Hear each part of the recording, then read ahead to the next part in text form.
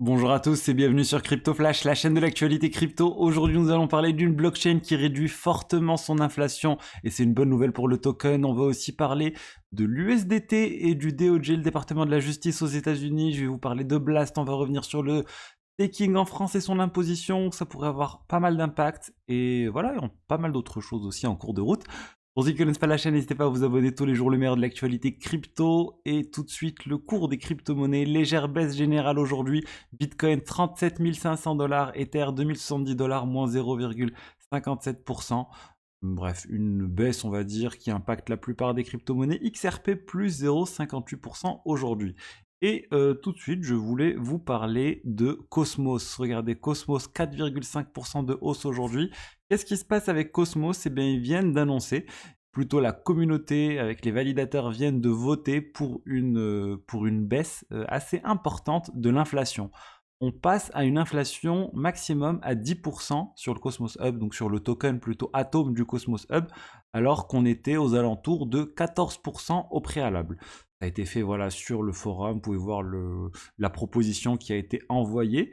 C'est passé vraiment à 41%. Là, je vois qu'il y a eu 31% de non, 6% de veto. Bref, c'était assez tendu en fait pour cette proposition. Finalement, si on compte les vétos plus les non, on doit avoir, là selon deux blocs, on est à 38,5% de non et 41,1% de oui. Donc vraiment, c'est passé de peu. Et pourquoi cette proposition? L'objectif de cette proposition, en fait, est de réduire la quantité de tokens atomes qui sont générés de manière annuelle. Le but de cette génération, c'est pour aller principalement vers le staking et pour les validateurs sur Atom. Et en fait, c'est pour participer à la sécurité du réseau. Ça récompense les validateurs de sécuriser le réseau correctement. Mais là, ils ont dit, selon les analyses qu'ils ont réalisées, eh ben, Atom paye trop pour la sécurité du réseau Cosmos Hub. Et en fait, ils doivent baisser ce montant. Et à partir en fait même de 10% et légèrement, un maximum de 10% suffit pour la sécurité du réseau. Concrètement, qu'est-ce que ça veut dire si vous stakez des tokens Atom actuellement? Bah, ça veut dire en fait que vos revenus vont passer d'environ 19% à 13,4%. Donc une baisse quand même assez importante. On n'est pas au niveau d'une halving, c'est pas divisé par deux, mais voilà, on est quand même autour de 30% de baisse au niveau du staking. Alors, selon leur analyse, ça ne devrait pas changer grand-chose et les validateurs devraient continuer à valider sur le réseau, donc pas de changement très important, mais la bonne nouvelle en fait, c'est que les validateurs, vu qu'ils vont avoir moins de tokens qui va leur être donné régulièrement, bah, il y aura moins de tokens à vendre sur le marché. L'inflation, en fait, tout simplement, va diminuer. Qui dit baisse de l'inflation, dit baisse de l'offre des tokens atomes disponibles sur le marché. Et du coup, si la demande plutôt reste la même, eh bien, on devrait s'attendre à une hausse du marché sur le token Atom. Et là, en fait, on a déjà, on va dire, la news qui a fait légèrement augmenter le prix du token Atom. Donc, plutôt une bonne nouvelle. Il y aura d'autres propositions dans ce style sur les prochains mois, prochaines semaines. J'ai pas le calendrier, mais ils sont toujours en train de revoir un peu tout ce qui est autour des tokenomics sur le sujet. Donc, une bonne chose vraiment que Atom fasse tous ces changements. Ils ont vraiment changé pas mal de choses avec la nouvelle version d'Atom et la nouvelle vision du Cosmos Hub comme élément central pour plein de blockchains différentes, avec la sécurité partagée entre les divers blockchains qui veulent profiter de cette sécurité partagée du Cosmos Hub. Pas mal d'utilité du coup qui est donnée au token Atom et une bonne chose qui réfléchissent à toute cette tokenomics. Ensuite, je voulais vous parler de Tether et du département de la justice aux États-Unis, DOJ, avec une information qui nous vient de l'exchange OKX. OKX, c'est un exchange majeur.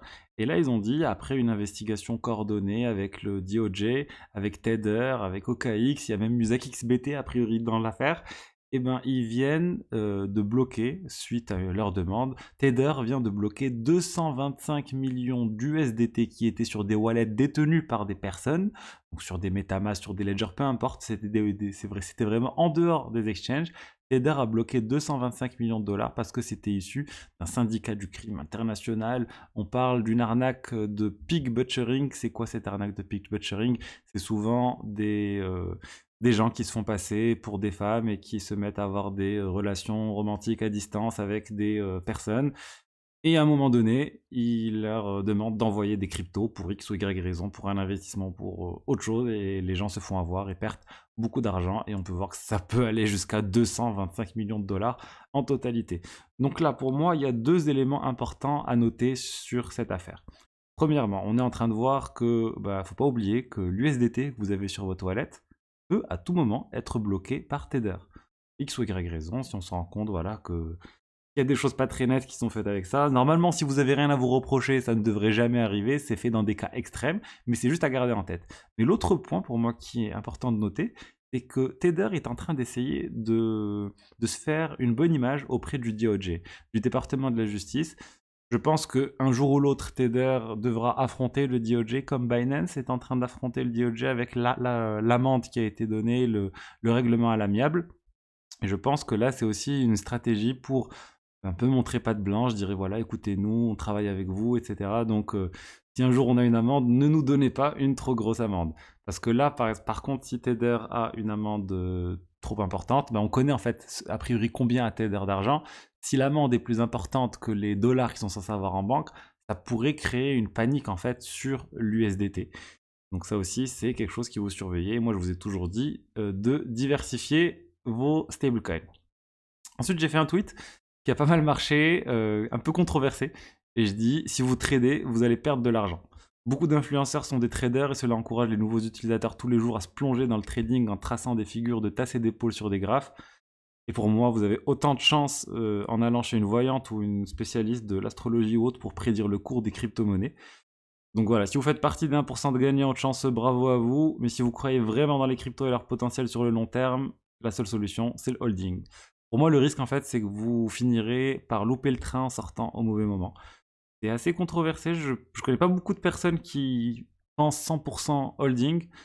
Il y a toujours des gens qui veulent vendre au bon moment pour essayer de profiter du cycle, etc. Je sais que je suis passé à côté de certaines choses. J'aurais pu vendre l'Ether à 4000 pour le racheter à 1000, mais c'est pas mon style. C'est des choses que j'ai fait par le passé. J'ai perdu de l'argent en faisant ça et je me suis rendu compte que si ma vision était à 10 ans, 20 ans, 30 ans, limite peu importe en fait. Si j'achète à 1000, 2000, 3000, que je vends un peu moins, si ma théorie est bonne pour les cryptos et qu'on fait encore x10, x100, etc., peu importe en fait tout ça. Donc voilà, je voulais vous repartager tout ce tweet, je l'ai mis et voilà. Et aussi, c'est le dernier jour que je vous en parle avant très longtemps. Ma formation, c'est le dernier jour pour en profiter. Crypto rendement, comment faire fructifier ces cryptos, avoir les meilleurs rendements. Ça parle beaucoup de finances décentralisées. Le module là que je suis en train de préparer pour la semaine prochaine, il est vraiment très très costaud. Ça parle des exchanges décentralisés. Je parle de la base et vous expliquer un certain nombre de choses très très importantes pour bien comprendre comment gagner de l'argent avec les exchanges décentralisés, c'est quoi fournir de la liquidité, c'est quoi l'impermanent loss, c'est quelque chose d'assez bizarre et je vous explique tout ça. On parle aussi plein d'exchanges et je vous fais plein de tutoriels. Donc voilà, n'hésitez pas à vous inscrire. Dernière opportunité, il y a un tarif réduit pour le Black Friday. Vous avez toutes les informations dans la description. Ensuite, on va parler de Blast. Blast, c'est la L2 dont je vous ai parlé il y a quelques temps. Je vous avais offert des codes promo. Et là, en fait, Blast vient quand même d'atteindre 390 millions de dollars de gens qui ont déposé de l'Ether ou des stablecoins dessus. Moi, le premier. Pourquoi? Parce que tout le monde attend le airdrop. C'est Paradigm, le fonds d'investissement qui est derrière ce projet, donc il va y avoir le airdrop, on le sait, et les gens sont en train de farmer, moi le premier. Et je vous l'avais dit quand je vous l'ai présenté, c'est risqué, il n'y a pas vraiment de smart contract, on va dire, opérationnel pour l'instant. C'est principalement un wallet multisig qui gère tout le smart contract. Et du coup, en théorie, il pourrait partir avec la caisse, hein. Mais voilà, il y a la réputation des personnes qui est en jeu. C'est le fondateur de Blur aussi qui est derrière, la plateforme NFT, Paradigm, etc. Et c'est assez fou la quantité d'argent qu'ils ont réussi à récolter. Par contre, désolé, j'ai plus du tout de code promo, de code d'invitation pour vous. J'en avais mis 8. Les 8 ont été utilisés. Par contre, pas très cool, les gars. Vous avez bloqué les codes promo et je crois que sur les 8, il y en a un seul qui a vraiment utilisé la plateforme. Parlons maintenant du staking. Staking avec Asher qui a fait un post très très intéressant sur la fiscalité liée au staking et sur sur le projet de loi qui est en discussion au Sénat actuellement, qui a pas mal d'impact sur le staking en France. Concrètement, l'impact le plus lourd, c'est que désormais, tout ce que vous allez toucher en termes de staking devrait être taxé dès le moment où ça va être touché. Et en fait, il faudrait tenir une comptabilité complètement délirante. Si vous touchez des cryptos, on va dire, de staking à chaque heure, chaque minute, et que le cours varie à l'heure et à la minute, vous êtes censé garder l'historique de tout ça. Donc là, il y a l'association là de l'ADAN qui est en train de proposer un certain nombre d'ajustements à tout ça. Et le point principal, c'est la valorisation périodique des récompenses et non chaque moment de leur matérialisation, c'est-à-dire en fait de valoriser les cryptos chaque trimestre par exemple pour pas avoir un calcul, comme je vous ai dit, délirant de la variation chaque heure ou autre des cryptos. Vous faites au moins un point tous les trimestres et c'est plus simple. Il y a toute une histoire de moins-value, etc. Mais aussi, moi, le point que je trouve très intéressant, il faudrait que ça passe, c'est en fait d'exclure les validateurs passifs de tout ça. C'est-à-dire si vous faites du liquid staking, si vous avez des tokens sur des protocoles tels que Lido ou autres pour staker, ben vous n'êtes pas impacté par tout ça parce que vous ne réalisez pas de validation réelle du réseau, c'est une autre entité qui réalise cette validation pour vous. On va voir si ça passe. Le point qui n'est pas abordé ici, c'est quid des tokens wrapped, des tokens emballés où vous n'avez pas de récompense quotidienne de staking, et en fait c'est le jeton qui prend de la valeur. Ça, on n'a pas d'infos sur le sujet. Pour moi, c'est en dehors du cadre de loi, mais voilà, il faudrait voir avec les avocats ce qu'ils vont dire autour de tout ça. C'est un sujet que j'avais abordé sur le module staking d'ailleurs de la formation la semaine dernière. Et pour finir, j'avais une information, c'est passé il y a quelques jours, mais je n'en avais pas parlé. Il y a eu une transaction sur le réseau Bitcoin avec 3 millions de dollars de frais. C'est la plus grande quantité de frais qui ont été mis dans une transaction dans l'histoire. Pourquoi? Bah, on pense que c'est une erreur en fait. C'est une erreur, c'est quelqu'un qui n'a pas fait exprès, qui a rentré le mauvais montant pour envoyer de l'argent sur le réseau Bitcoin. C'est juste délirant, 85 bitcoins de frais, on n'a jamais vu ça. Donc qui gagne de l'argent quand ce type de situation se passe? Ben, c'est la pool de minage. Là, la pool de minage va recevoir tout cet argent qui devrait être réparti entre les diverses entités qui minent sur cette pool.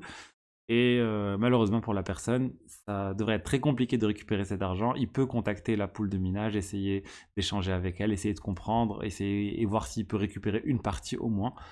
On n'a pas plus d'infos sur le sujet pour le moment. Voilà ce que j'avais à vous dire aujourd'hui sur les diverses actualités crypto du jour. J'espère que le contenu vous a plu. Si c'est le cas, n'hésitez pas à liker, à commenter, à vous abonner. Et je vous dis à demain pour la suite. Au revoir.